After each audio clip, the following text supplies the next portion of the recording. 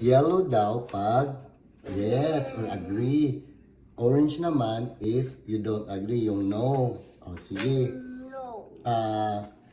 Yung ano ba, do not put things on top of the Bible.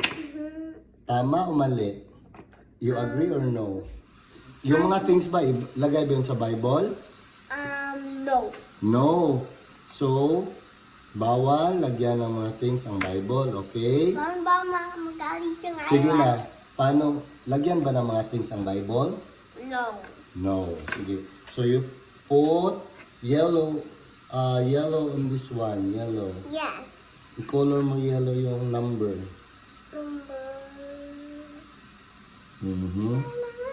Do not turn the pages carefully. Yung page ba ng Bible, pag tinignan mo, is slow mo i-open o bilisan para mapunit? Slow. Slow.